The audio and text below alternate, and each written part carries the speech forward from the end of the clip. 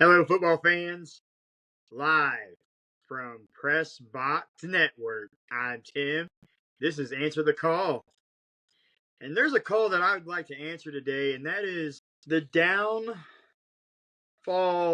of Shedeur Sanders, the draft slide of Shedeur Sanders. It is like no draft slide I've ever seen. Mel Kiper from ESPN, in 47 years, he's went on to say that no prospect has ever fallen this way. And there's just many questions that I just really want to ask. And one is what happened? Why did Shedeur, who was projected to be a top 5 pick, make it all the way to round 5? Was it his dad? Was it something he did?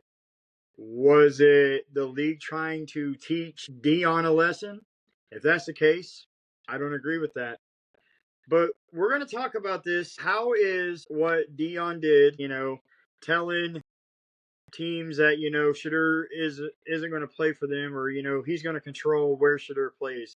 My question is, and what sparked this topic of the day is, how is this any different than when the freaking Mannings did it back in the early 2000s? Many people may forget about that, but Eli, he was projected to be the number 1 pick.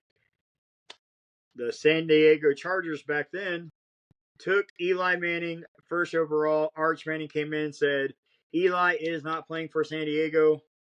He goes on and forces the hand, basically makes the Chargers trade Eli to the Giants. So Arch Manning stuck his nose where it didn't belong, and everybody respected and clapped and applauded the Mannings. Good job for standing up for yourself and kind of taking control of your own destiny and all this and that. And they whoop-de-wop, blah blah. Okay, well, Deion did nothing different, but here we are.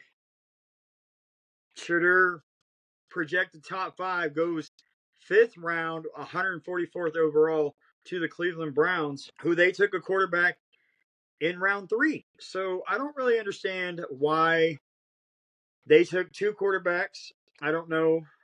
Hopefully after this video, more news breaks. But I'm going to tell you right now, it's no different than when the Mannings did it. The Mannings did it, and everybody applauded. But because a strong, prominent black family, and I am saying this, a black family is wanting to control their destiny, all of a sudden, NFL teams have a problem with it? No, come on now. That's not fair. And I am, for one, going to be rooting for the success of Shedeur Sanders the rest of his career. I hope he makes 31 other teams. Well, not obviously 31, because not every team needed a quarterback, but all those teams that needed quarterbacks: Pittsburgh, Las Vegas, New York Giants, all those quarterback needy teams. I hope he makes them pay, and I hope he has a great career. But if it is because you were trying to teach Deion a lesson, that's not right. Shedeur can't control who his dad is. Just because players come off as cocky and arrogant, I get it. But they can't control who their parents are. They don't get to control how their parents act. Shedeur can't sit there and say, hey, Dad, to Deion, we can't do this. Deion is Deion, and he will always be Deion. That's what makes him, who he is. That's why people love him. That's why people hate him. And that's why people love to hate him or hate to love him. So the Mannings did it in the early 2000s, 2004 draft. They forced San Diego's hand back then. Now they're Los Angeles, but back then they were the San Diego Chargers. They forced the hand, made them trade, and Deion just basically said, hey, there's certain teams I don't want Shedeur playing for. And yeah, maybe he shouldn't have said it, but at the same time, it's no different. And all he was wanting was the success of his son in the NFL. Success in the NFL. He wanted that same success for his son. And I don't think there's a problem with it. Let me know. Let me know in the comments. On my socials, answer_the_call COL on Instagram.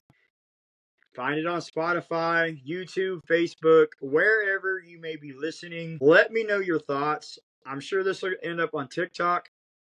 But let me know your thoughts. In my opinion, this is no different than the Mannings. Maybe this will be a podcast episode down the road. But I got to tell you, I'm a little disappointed in all those GMs that passed on Shedeur. I got a busy week. I'm a guest on a couple different shows. I'm going to try to put out an episode myself. And then Wednesday, May 7th, is the AFC Roundtable where Shovik Sports hosts myself, Cody from Drew Code, and Matt from OC Crush 365.